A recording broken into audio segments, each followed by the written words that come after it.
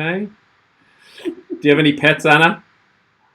No, only a husband making noise in the kitchen. No, okay. Well, we can't hear that, so uh, hopefully you get a chance to. No, no, no pets.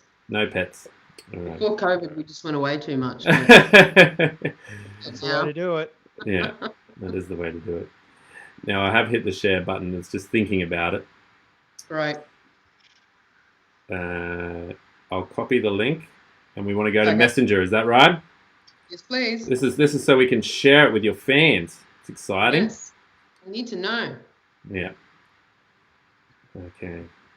This is If very you're thinking fancy, about Anna. the most appropriate place to put an aerial skiing setup, right? You're going with that? Yeah. It's like a Winter Olympics aerial skiing thing. Uh-huh. What Australian state would you not choose?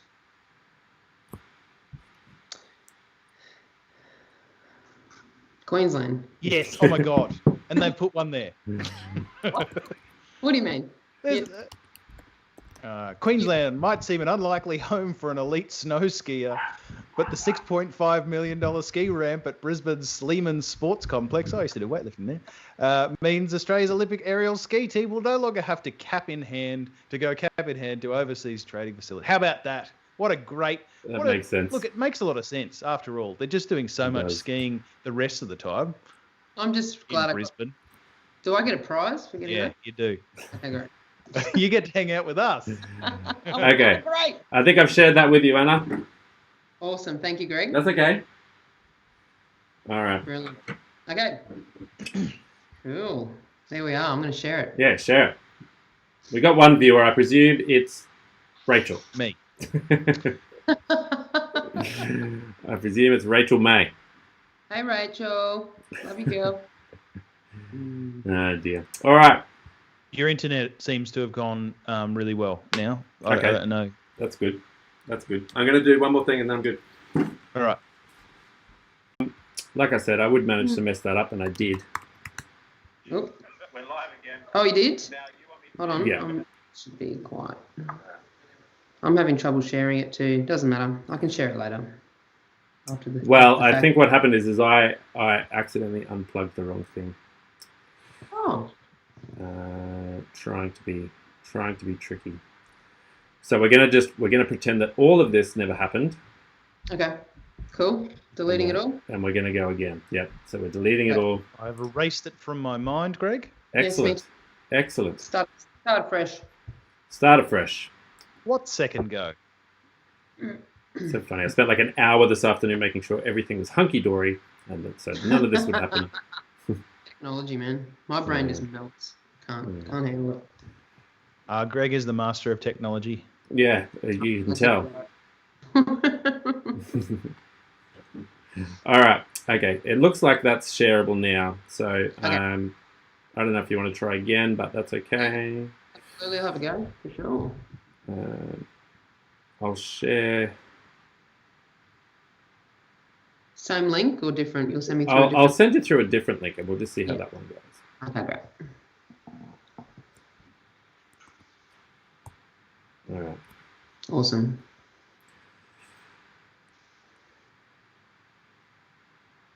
We'll try that. I'm pretty sure it's the same link. All right. No, I can't share it for some reason. It's not liking me, this app. Anyway, sorry guys. Show that's myself, okay. I suppose. Opens copy link. There we go. Let's see if that works.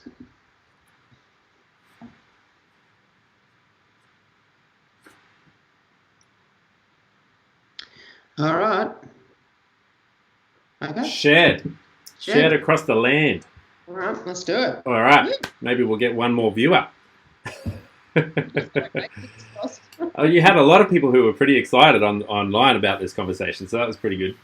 We got a little bump, so thank you for that. All right, you ready to rock and roll, Jaco?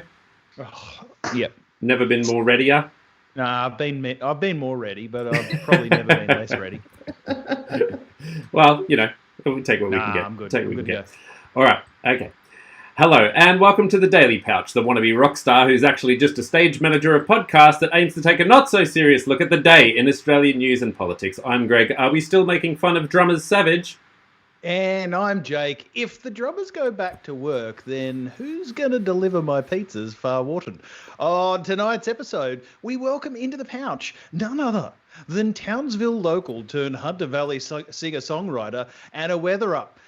She's here to discuss her new single and to provide us with some first-hand knowledge about how the Australian music and entertainment industry aims to stay alive in a COVID normal world. Welcome, Anna. Hey guys. Hey, Anna. Thank you for joining us. Hey. Oh, thanks for having me. I just hope my husband's not watching because he's a drummer.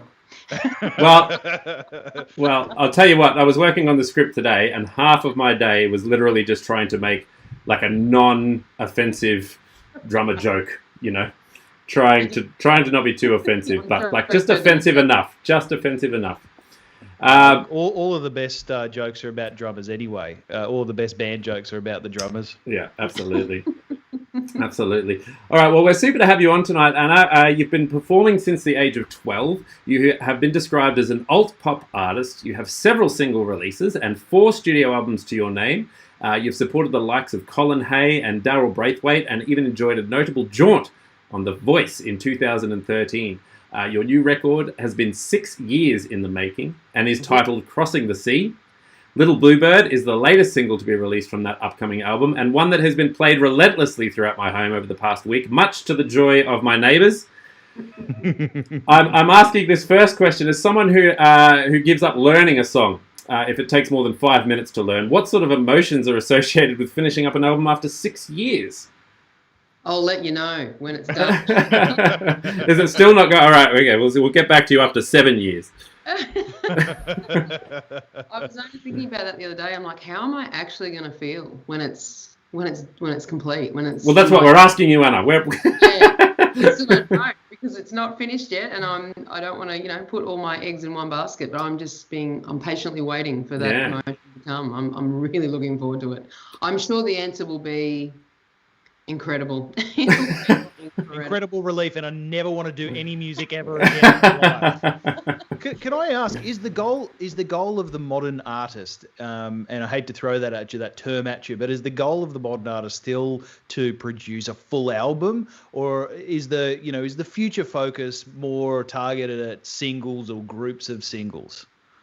I think both. It just depends who you ask. I'm a storyteller, so for me, I'm always going to make records. I'm always going to make a full album because I want people to sit down, especially with this album Crossing the Sea.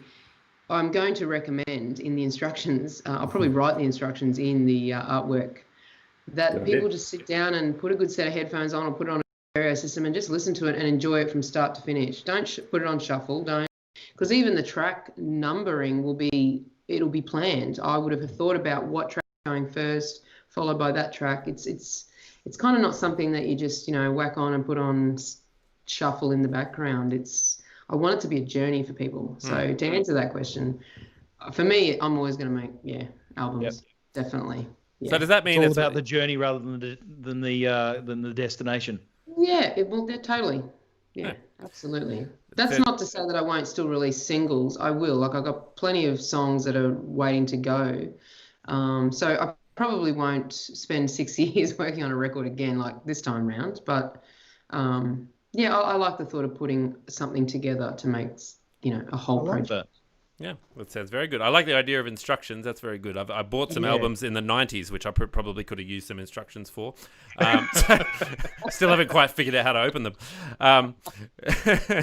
Thanks, Tool. Now, hey, Tool? yeah, that's right. Yeah, Tool and Pink Floyd, they just basically sit on the floor until you're ready to open them. Yeah. And that's art to me. Like, I just grew up, pulling all that stuff out and going through it, and I've always wanted to make something like that. So that's why this has taken me so long, and it's an absolute labour of love, every part of it. Well, that's very exciting, and you've got a legion of fans who I know are very excited about that as well. I've been seeing what they sort of say on your Facebook page and all that sort of stuff. You've got some really committed fans. Pretty Yeah, so you must be stoked. All right, now the format of the show is that we basically have a bit of a conversation, usually about sort of some topical, things that are happening in the news, particularly Australian news. Which was difficult yesterday with the US debate that was happening, the US presidential debate that was happening. But we managed to pull it off. That's all been forgotten about now because we all know that was a something or other. It was great. G-rated show. And all right, so Jake's going to kick us off with a few things. We're going to have a music theme tonight, an Australian music scene focus tonight. And Jake's going to kick us off with the first story, which is about funding to help Australian venues bring back music.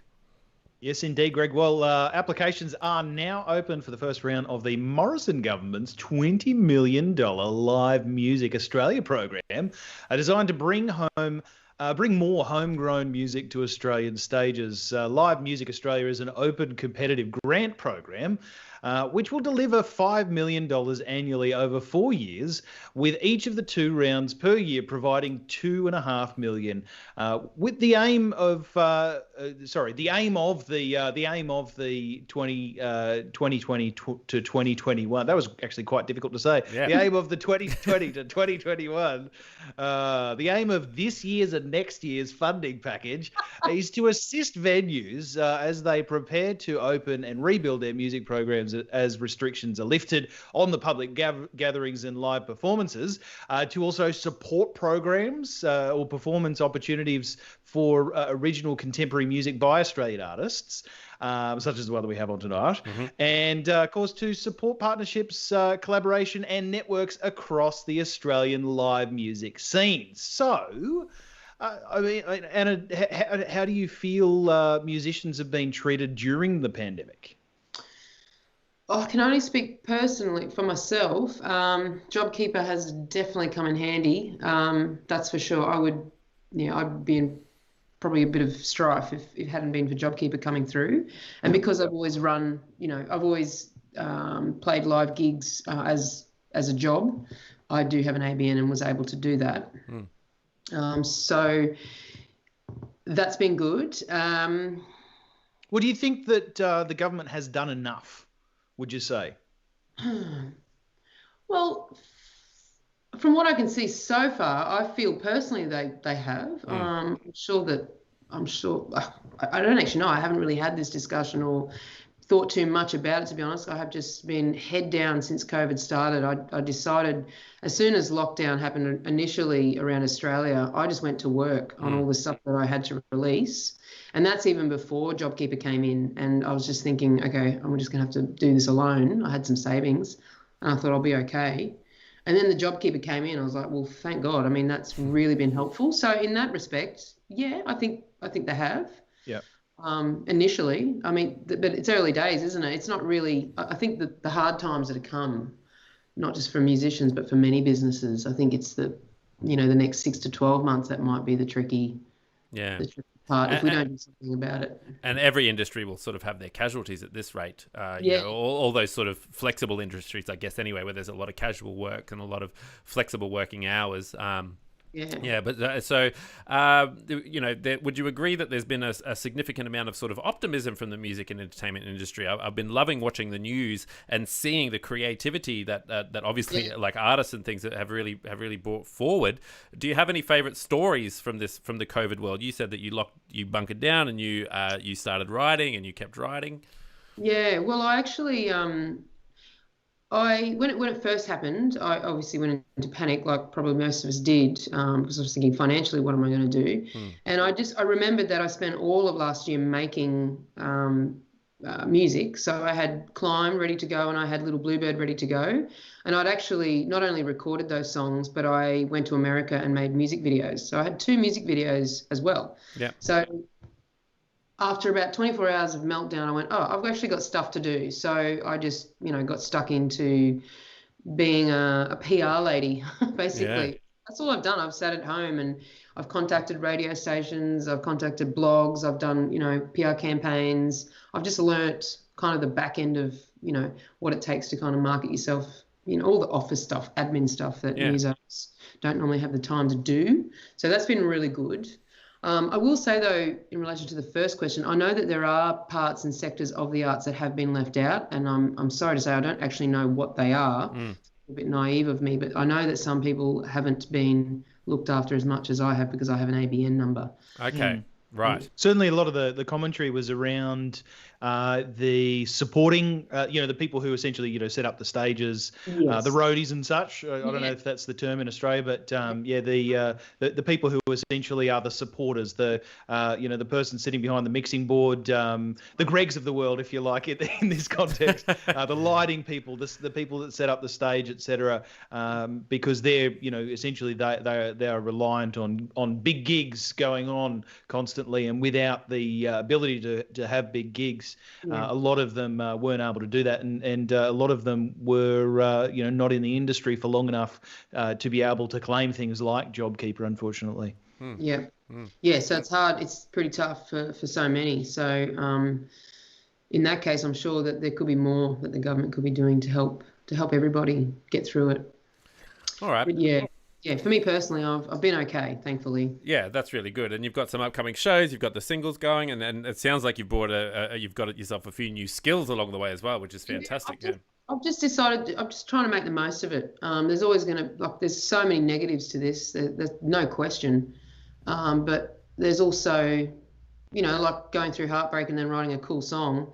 You got to make something good out of something really crap. So I really feel pretty positive at the moment, actually, because I've just got so much new stuff happening and I'm learning new things every day. Okay, well, that's amazing. I guess that the greatest catch for all of this is that for the arts industry to be in a bit of strife, they're full of creative people, isn't it? So yeah, you've got no shortage of creative people. Absolutely. All right. Well, speaking of creative people, our next story is about radio ratings. So the radio ratings were released this week. I had imagined that by the time I was 38 that we probably wouldn't be talking about radio ratings, that that wouldn't be a thing anymore. And in fact, they were actually... What would they be talking about, Greg? Oh, just like, I don't know, the chip at the back of your head. Yeah, that's right. No. I'm saying no to that when it comes. Yeah. And I suppose... I'd like to, actually. I'd like competing brain tubes. I think that'd be great. That way the right-wing political commentators could yell at the left-wing political commentators, and I can just be in the middle absorbing it all. Imagine if the chip malfunctions, though, like in the middle of the night when you're asleep and like AC/DC starts playing in your head or something. That's great. Well, I must have a malfunctioning chip. Sorry, Greg. Yeah, we've just totally taken you off track there. No, it's totally fine. Look, I will. This is the surprising thing, right? I mean, that's a discussion for another time. That's a discussion for when you eventually release your album, and we've got chips in the back of our head. I'm really feeling the album now. It'll be 4D or something. Okay, so radio ratings have been released. Jake, take us through. I know there's a lot of numbers here, so just I suppose take us through some of the key states and cities. You're going to power through. You're going to power through the whole thing. All right. No, I love it. So in Sydney, Triple J have dropped ever so slightly by 0.04%. Can you believe that? 0.04%. I can.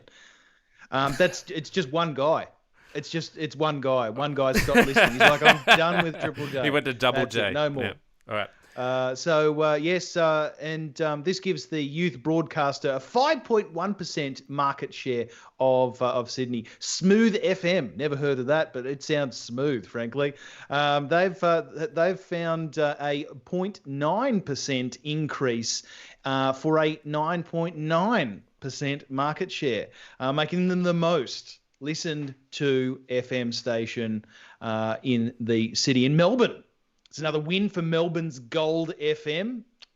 Just everything's coming up gold for them, which secures its place at number one with the most popular FM station at 8.7%, down 2%. I wish that they would, provide the percentages of listenership on podcasts and see how that's competing against the... I'm glad they don't. Because it would just be like Hamish and Andy, like 99.9%. That's right. Yeah. Every other Joe Rogan, 0.000 recurring one. Yeah.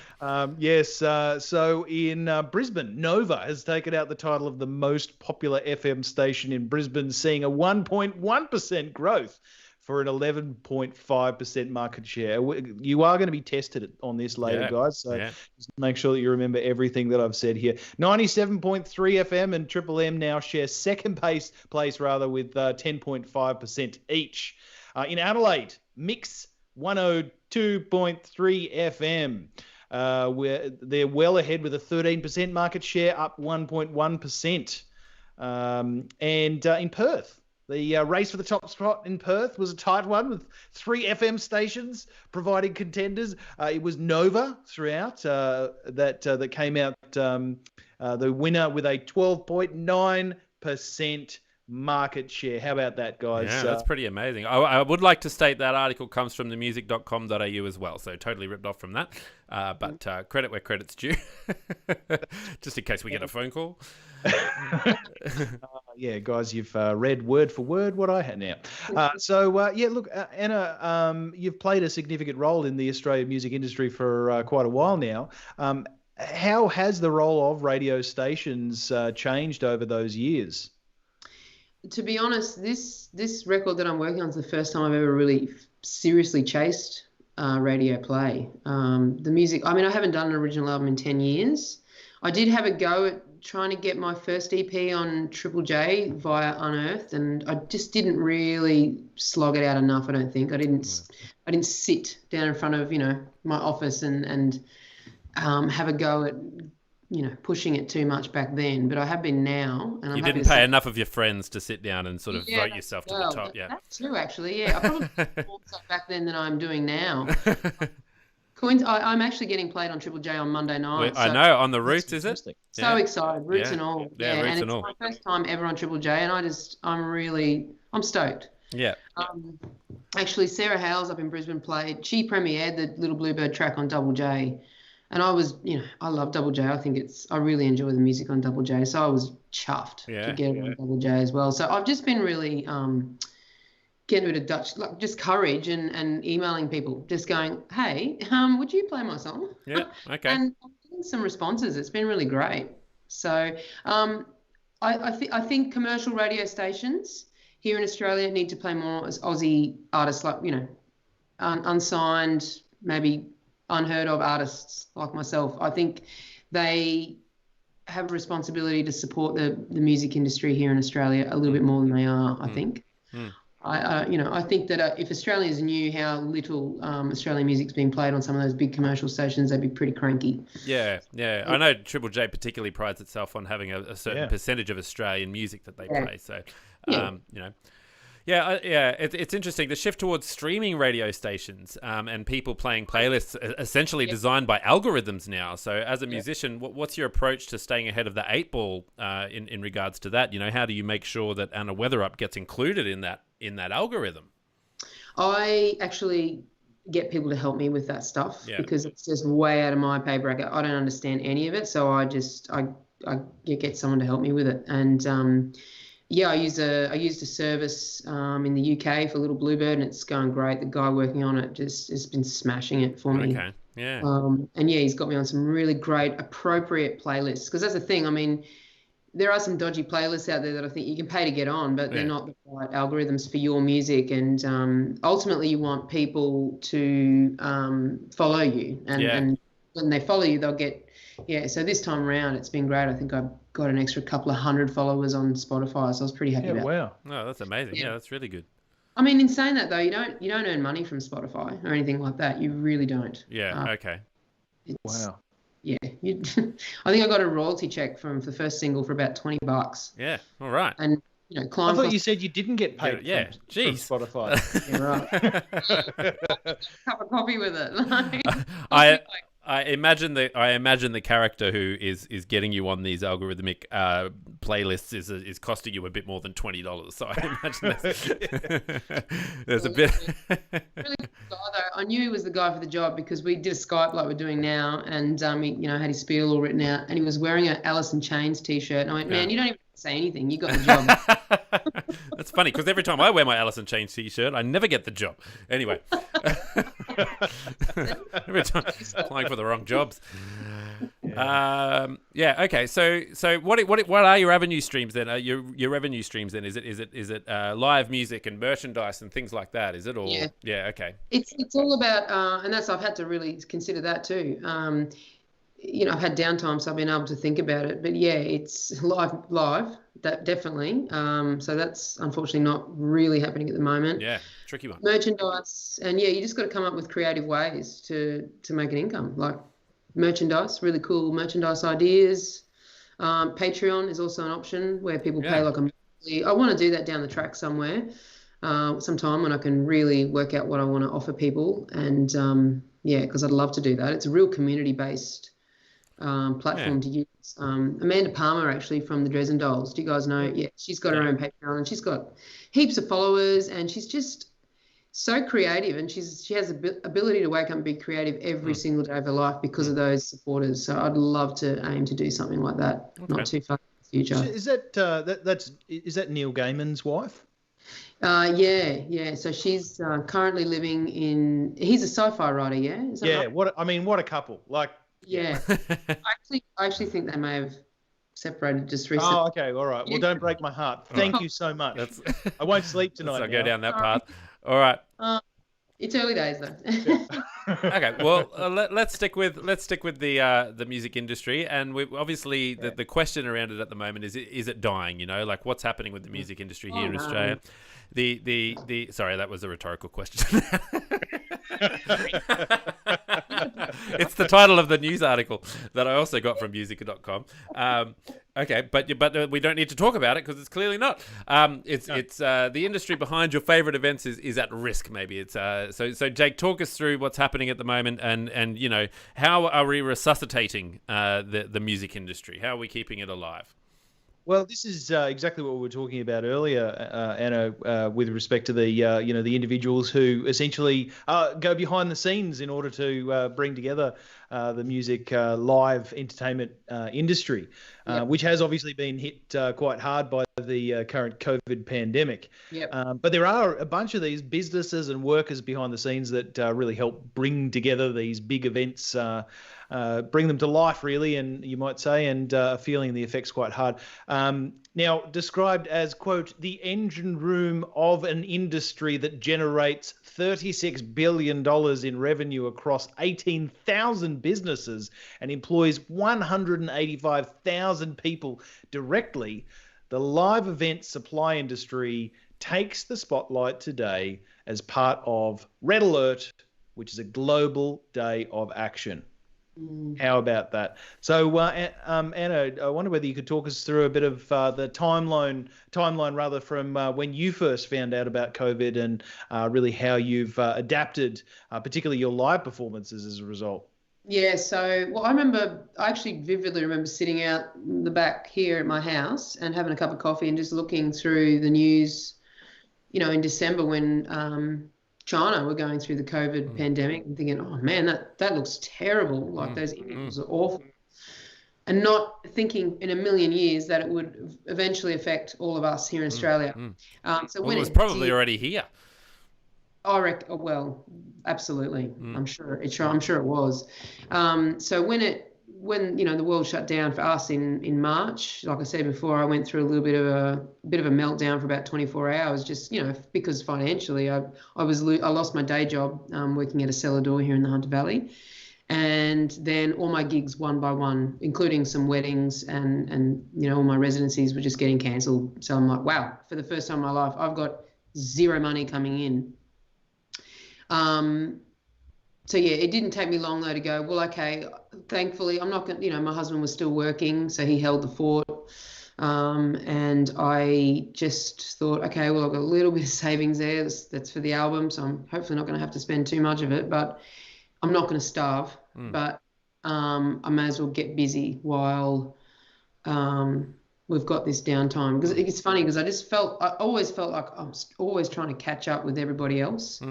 And now, like, the world has stopped, I feel reset a little bbit. As for the uncertainty, though, as an artist, I kind of live with that on a daily basis anyway. Yeah, okay. Yeah. So, because you don't know. Yeah, I feel like, wow, like, I feel for everybody because I know how it feels to not know when the next, like where it's coming from. It's uncertain. You don't know from week to week or year to year what's going to happen. So I've always felt like that. So I feel like I've been training for this all my life. Yeah. Well, I suppose that's the thing, isn't it? You take a bit of a hit, you go into the ditch a little bit, and then you come out and you sort of go, hang on, I actually have to do something here, and I have to be creative. Yeah, okay. Yeah. And I had that music, and I thought I was advised by a few people to hold on to it and not release it in a pandemic because, if I'm going to spend money on advertising and stuff, it's probably just going to go to waste. Yeah. I went, yeah, okay, righto. I've waited so long already, but okay, what's another, 6 months? And then I just couldn't sleep at night. I'm like, well, I can't not release music because I want it to, further my career. I have to release music because people need music right now. Yeah. So both, and especially Climb, which was the first song, is all about, climbing through hardships. So I thought, well, that's very relevant. I have to put it out. So I did. I went on a journey of like putting music out there and I've just learned so much and I'm having a great time doing it. Oh, that's really good, and I suppose it's what a time for sort of coronavirus to arrive, technologically speaking. Like the ability to, well, even just have conversations like this or get your music out there. Still get it's been fascinating to watch. I've done a few live gigs, by the way. I haven't done many lately because I've just been too busy. But in the beginning, I was doing some live shows online and making a little bit of an income for it. And I thought, how cool! Like, this is definitely something I'm going to incorporate into my future music to be able to just connect with people on anywhere in the world in real time. Yeah. And it boils down to time, and it boils down to how much you're sort of tech savvy and all that sort of stuff. But gosh, I know as a teacher we went through a huge learning curve very, very quickly for how to get things online and how to get them through to the students and all that sort of stuff. So I can imagine you're going through the same thing. Exactly. And I suppose I want to touch on a little bit about the people who are behind the scenes. What have it's one thing for an artist to be able to put themselves in front of a camera and to be able to, make some money from doing some digital gigs and all that sort of stuff. But I suppose, what do you think about the people who do plug in the leads and who do, organize the lights and who do, drinks and all that sort of stuff? Yeah, far out, man. I mean, I feel for anyone, hey, like that don't have options at the moment, and I just hope that we can get things back up and running sooner than later. Yeah. I mean, by the sounds of it, that was a pretty big figure. Like, what was it, 36? Was it million? Yeah, it was. So we've got $36 billion in revenue across 18,000 businesses and employs 185,000 people directly. Yeah. I had no idea, to be honest. I mean, I'm just little old me working on my, stuff here in Cessnock. God, I didn't realise that there was such. I mean, we're in the country too. You don't really see the impact of what's really affecting people. And I guess because unfortunately I've been a little bit naive and in my bubble, I've didn't realise that people were probably being hit as hard in those industries. So yeah, definitely the government. There is that. I can't remember the name of them. The charity that has been set up, Support Act, and I know that they've been. Okay. Yes, I've heard of Support Act. Yeah. Okay. They're great. So thank goodness for groups like that are definitely there to help. Yep. All right. Well, a bit of a plug for Support Act, and speaking of plugs, Rachel May has put the link for Little Bluebird in the comment section. So if you are watching, feel free to check that out. Gosh, she's onto it, isn't she? Hey, she's more tech savvy than me. That's right. All right, now, Jake, are you ready to move on to the next phase of the conversation? Oh, I am. Yes. Well, it's less conversation now and more game show. Yes. So do you want some game show music? I would actually. I'd love some game show. That is fantastic. I'm pretty sure that's a theme song from something. Yeah, it is. What is it? Yeah. I can't remember what it is. I'm not a very cultured individual. I only listen to Anna Weatherup. I don't listen to anything else. That's just that must be some sort of subconscious. Yeah. Which, by the way, is really going to disadvantage you over for this segment. So this one, Greg, we're going to play this a little bit differently to what we've done for the rest of the week. So essentially, this is going to be a competition. Okay, so I'm going to implore you each to create your own buzzer. Right. And you'll need to be the first one to jump in. Now, the name of the game here is what song is it? Right? What song is it? Okay, so I got a bunch of Australian songs. I've taken a lyric out of the out of the song. I've got enough of a lyric, so even if you can't get it immediately, you will be able to get it a little bit further along. And you're going to compete to find out what song it is. So essentially, all I need from you is a buzzer, and then tell me which what the name of the song is. Right. Bonus points if you can sing the rest of that lyric, the rest of that little thing. But we'll see how we go. Okay. Now, Anna, Jake runs another podcast called iFriends, and it's similar to this sort of setup. So he's very good at keeping track of the points. Okay. So yeah. I'm nervous. I'm not good. Very good. Okay. Do you want to hear our buzzers, Jake? Yeah, I'd love to hear your buzzers. Anna, do you want to give me a buzzer? La la la. I love it. Good one. Greg? Mine's Frog Stomp. I love it. Okay. That's fantastic. Love that album. Yeah. I was going to do the bass line from it, but it's too, dun, dun, dun, dun, but it's too boring. So Frog Stomp, that's it. Yeah. Okay, you're just going to say Frog Stomp. I love it. Okay, so first question. Are we ready? We're ready? Yes. Ready. Okay, all right. Okay, this is an oldie but a goodie. Okay. And she was like so many more from that time on. Their lives were all so empty till they found their chosen one. And their legs were often open, but their minds were always closed. What's that song? No idea. I got the rhythm in my head. It's like, she was like, dun, dun, dun, dun, something like that. I don't know. That's all I got. Nothing. And she was like so many more from that time on. Yeah, I think you need to sing it. I got nothing. It's K-San. Okay. K-San. Is it? From Cold Chisel. That's embarrassing. Wow. It's embarrassing. Yeah, very, if very I was a embarrassing. musician, I'd be embarrassed. I've actually. I'm not going to say that anyway. Yep. Next question. We'll all know this one. We'll all know this one. We Will Fly. Oh yes. Way up. Yeah. Yes, Anna. Horses. Daryl Braithwaite. All right, and again, bonus points if you can sing the rest of that lyric. We will fly way up high where the cold wind blows. Beautiful, love it. Can you keep Well going? Because that was great. I've never. Greg all I ever hear is Jake in my headphones. That was great. It was beautiful. So next one. Here we go. Yep. So you come in and put your bags down. La la la. Oh yes, Anna. Damn it. Bags down. So you come in. Continue on. Yeah. Frog Stomp. There's something in the air.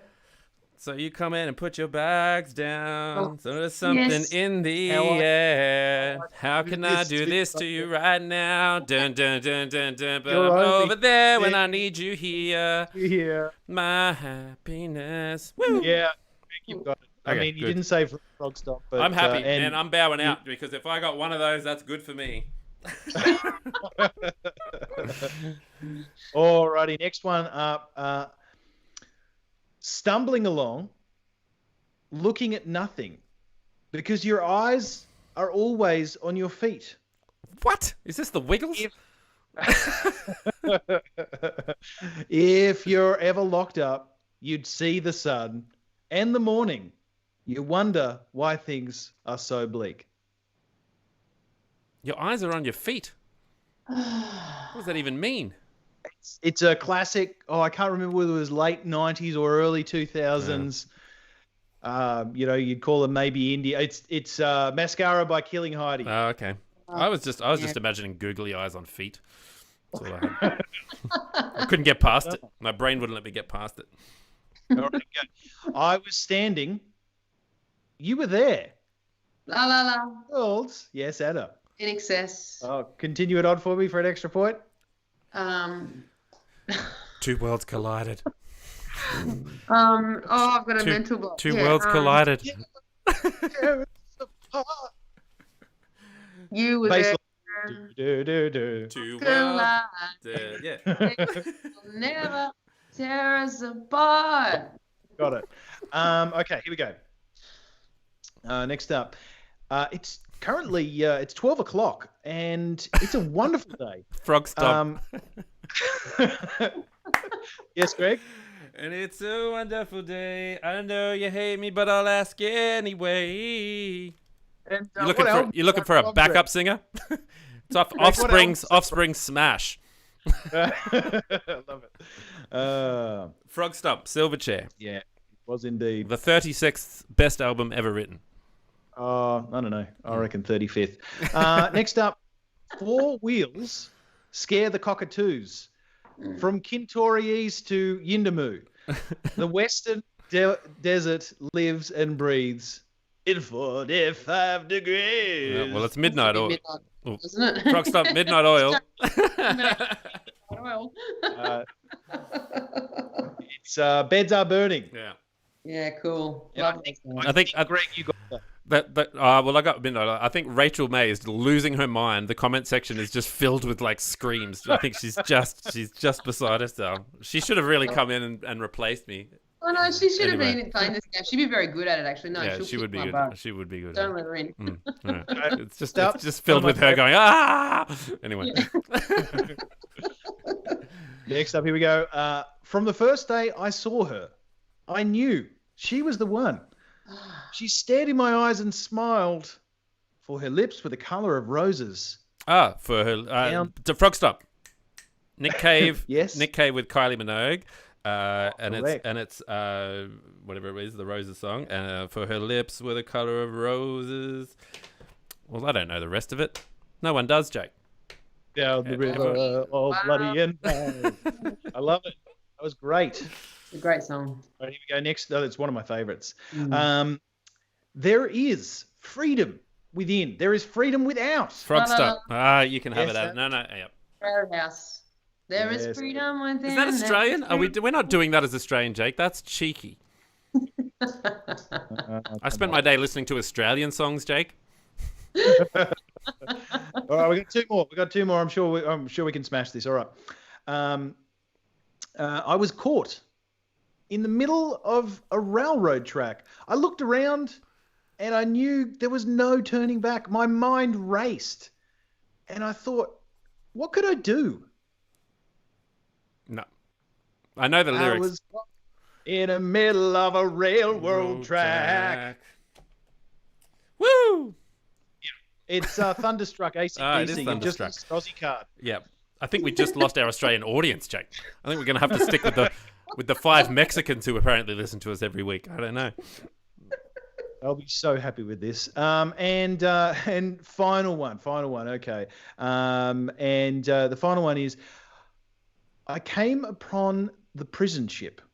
I was bowed down by iron chains. I bought the land, endured the lash, and waited for the rains.